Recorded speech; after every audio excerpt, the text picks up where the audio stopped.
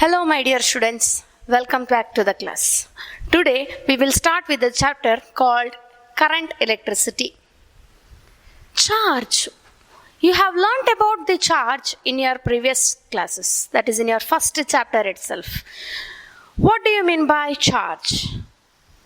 Charge means it is the property of the material to experience the force when placed in an electromagnetic field. Correct? So, if those charges move in a particular direction, then it constitutes electric current. So, the flow of charges constitutes electric current or current. So, I can say any charge may be positive or negative. If it is moving, then there exists charge. Shall I take one simple example? See, this is a metal body, correct? Since it is a metal body, it is having a large number of free electrons present in it. These free electrons will be moving randomly. Whether it constitutes current now? No. If it had constituted current, then when I touch it, I should get shock. But no shock. I can hold it very easily, correct? Why? Next question. You have windows at your home. Even those windows are made up of metals. Those metals are having large number of free electrons in it. Valence electrons in it. These valence electrons will be freely moving. Even though it is moving or even though there is a flow of charges, it will not constitute any current. Why? So to constitute current, there must be some condition. What is that condition? Just like if there are two water tanks, one is completely filled, another water tank is partially filled. Both the water tanks are kept at same level. Okay? What I will do is I'll make a small hole in these two water tanks and may allow the water to flow from one water tank to another one. From where to where the water flows, whether water flows from lower water level tank to higher water level tank or from higher level water tank to lower one, the water will flow from fully filled water tank to lower partially filled water tank, correct? In the same way, the charges will always move from higher potential region to a lower potential region. Understood? Always the charges move from higher potential region to lower potential region. So, if I say, if the electrons are moving from higher potential region to lower potential region, that means the electrons or any charges, it is moving in one particular direction. Since now it is moving in one particular direction, it constitutes current. So, how can I define current? Current, it is represented by the letter I. Current is nothing but rate of flow of charges through any cross section of the conductor. So I can say I is equal to Q by T. Current is nothing but rate of flow of charges through any cross section of the conductor. So I can write I is equal to Q by T.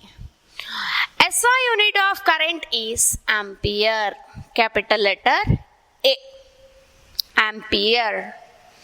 So current is nothing but rate of flow of charges through any cross section of the conductor. It does not depend upon the cross section. The flow of current, the current is nothing but it is depending upon the charges and the time taken by those charges. Understood? Now, this current is a scalar quantity. Current is a scalar quantity.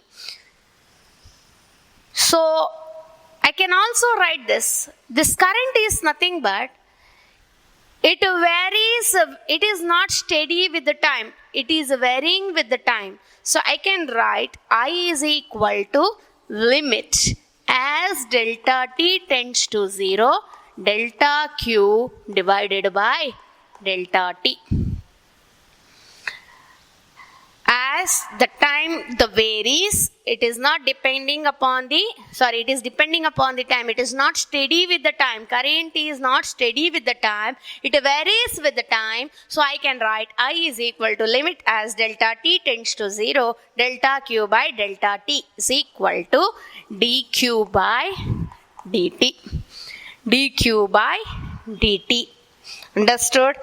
Next, what I want to speak about is, let us consider a charge plus q charge is present. It is moving in one particular direction. Okay. Let it be positively charged.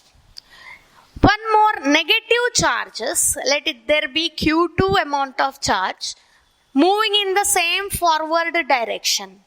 Then what is the total current? Time interval for the both, let it be t for both.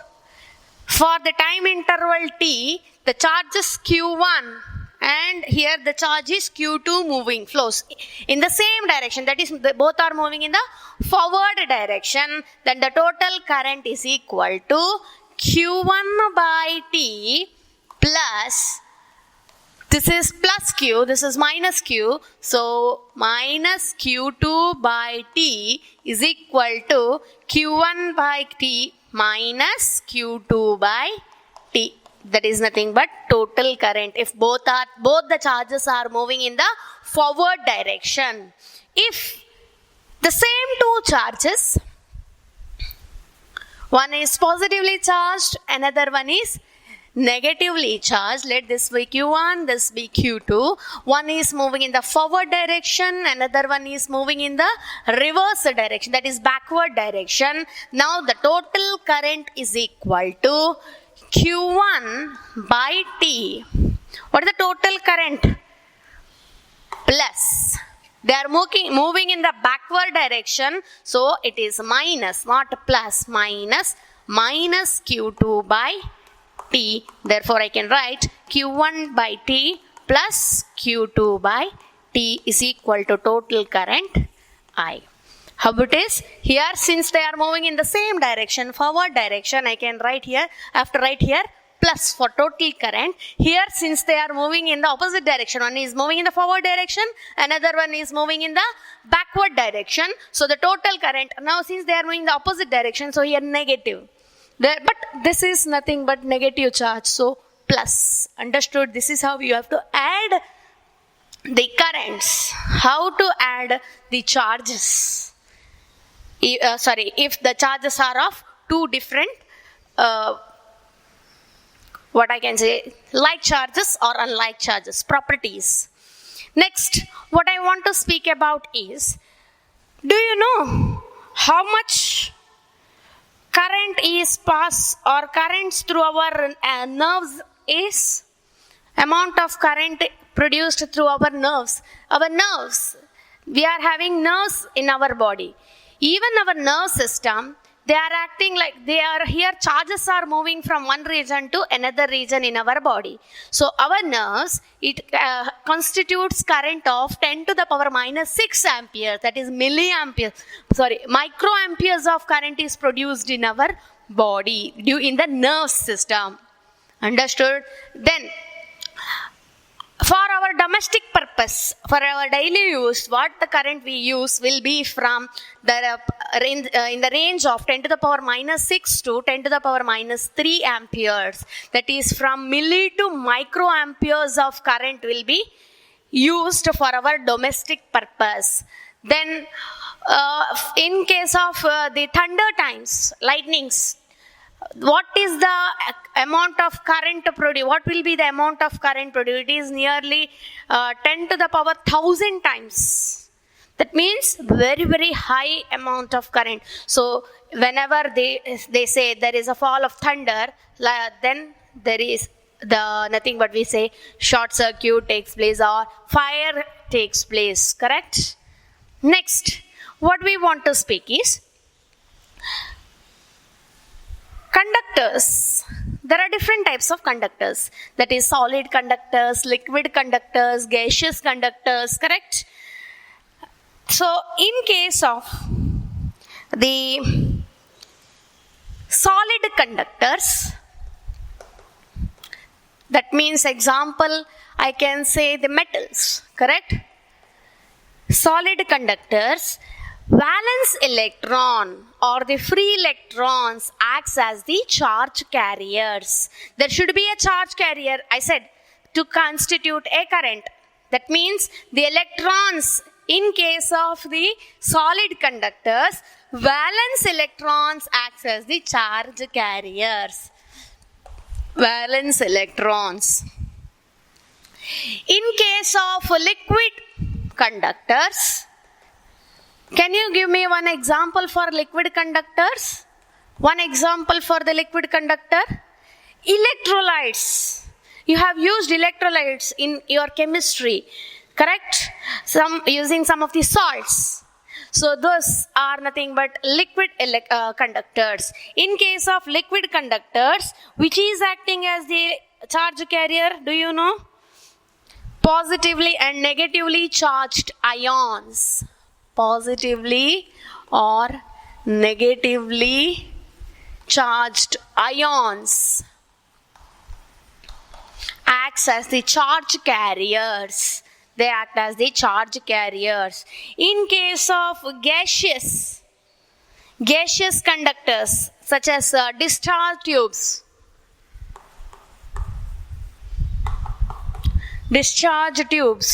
which is acting as the charge carriers? Positively charged ions and negatively charged electrons acts as the charge carriers. So in these cases, which are acting as the charge carriers, it is said here. What the next concept we want to speak about is, I'll take simple example, that is of conductor, because we have already started speaking about the conductor once in the beginning of this chapter, correct? In case of solid conductors, how it is acting as a charge carrier, that is valence electron. Let me consider a cylinder. It is made up of a metal, okay? It is having large number of free electrons in it. Just I gave an example of a water bottle, correct? It is a metal. It is having a large number of free electrons in it. So we call it as abundant of free electrons are present. So sea of electrons we call it as. Fine. These free electrons will be moving randomly, not in one particular direction, just like before we entered to the class. Before we enter the class, how the students will be, how you people will be in the class, as and how you want you will be, correct? You will not sit in one particular position. You will move from one place to other place. You want to speak to someone and someone wants to speak to someone else. Someone will be playing, correct? Before we enter the class, how you will be? In the same way, the electrons will be freely moving. That is randomly moving in all directions. Suppose this electron is moving in one particular direction, that is this direction, then the other electron may move in the one more direction. This electron may move in the other direction, like this. So for every electron, the another electron will move in the opposite direction. So the current produced due to this electron will be cancelled by the current produced by the other electron. So therefore what I can say is the net current is 0. Actually current due to the individual charge is present, but the net current I net is equal to 0 when there is no external electric field. Suppose I want to make the flow of current. What can I do? What should I do? You know, to switch on or to charge your cell phone, you are using a socket where you can plug in. Correct? You can plug in the socket. After plugging it into a socket, you will switch it on. That means you are producing a potential difference. What I should do? I should take two wires, plug into the socket and connect it to these two ends. Now I will switch it on. One end is positively charged, the other one end is negatively charged. The charges always move from higher potential region to lower potential region. So when the electrons move from higher potential region to lower potential region, all the charges will try to move from higher potential region to lower potential region. Now, since all the charges are moving in one particular direction, it constitutes current. Therefore, there will be a net current. Now, net current is not equal to 0. When the net current is not equal to 0, when external electric field is applied, external electric field is applied, net current is not equal. I net is not equal to 0. There will be some net current. Understood? So, when can we say there is a net current? When there is an external electric field, the charges which are present will try to move in one particular direction. Hence, now, since the charges are moving in one particular direction, we can say the net current is not equal to 0. There exists current. So, understood how to make the charges to move in one particular direction?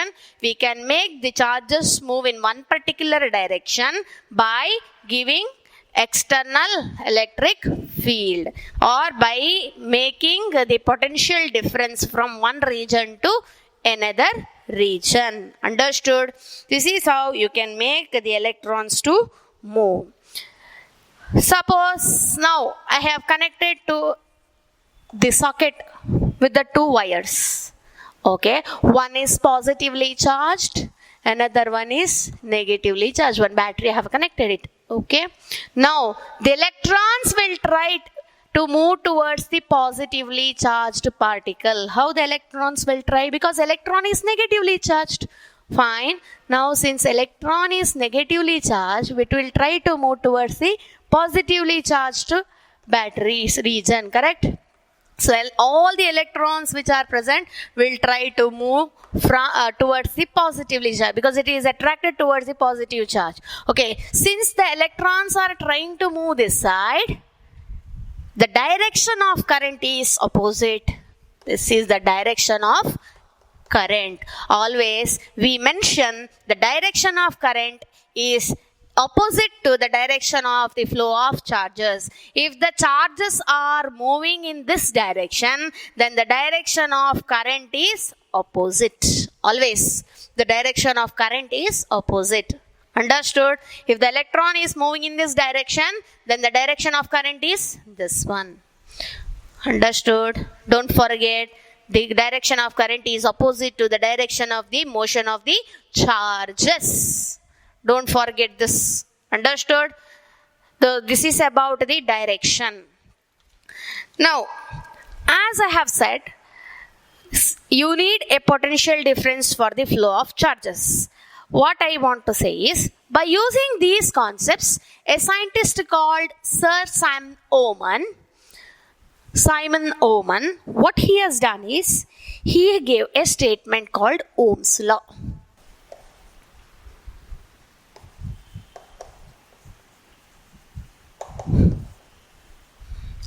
Ohm's law. What did this Ohm's law state is, current flowing through a conductor is proportional to the potential difference across the ends of the conductor, provided temperature and other physical conditions should be kept constant. Very important. Okay, see, very very important law it is, that is Ohm's law. Ohm's law states that the flow of current or the electric current through a conductor is directly proportional to the potential difference across the ends of the conductor, provided temperature and other physical conditions should be kept constant. See here, as I have said, the water always move from higher potential region to lower potential region. That means, higher level to lower level. In the same way, I said electrons will move from higher potential region to lower potential region. Correct? So, when you make more potential difference, more amount of charges flow. If there is less potential difference, less amount of charges flow from one region to another region.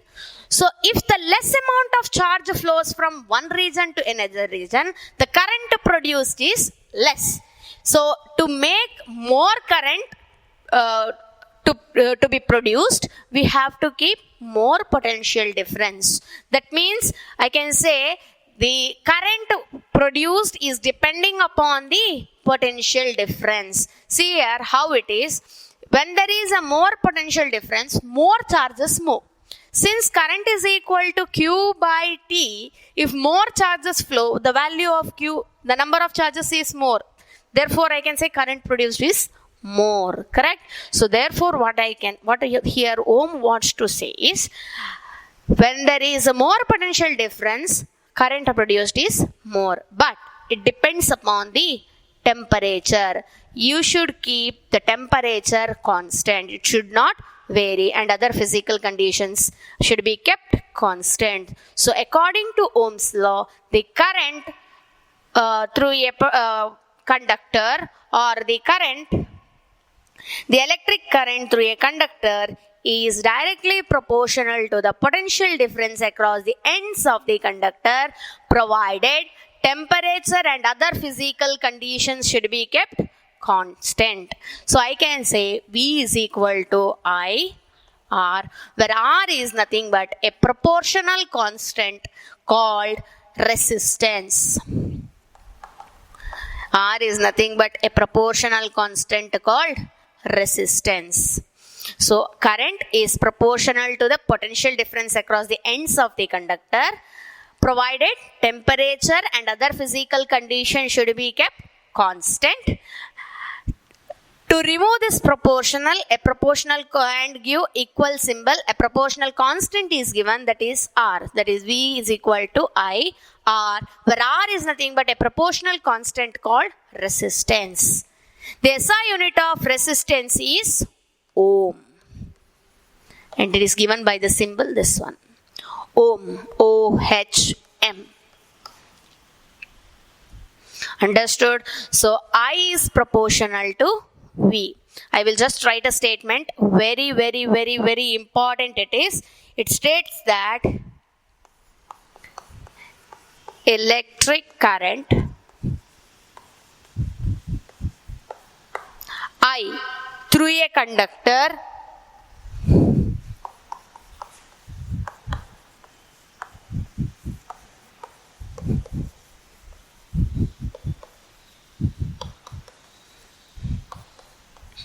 is proportional to the potential difference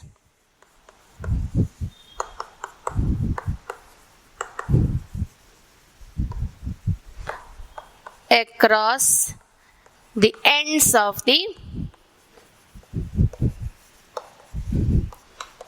conductor, provided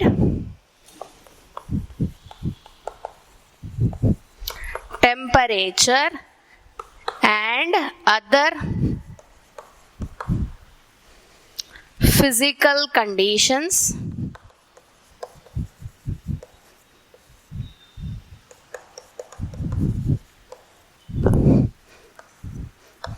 must be kept constant.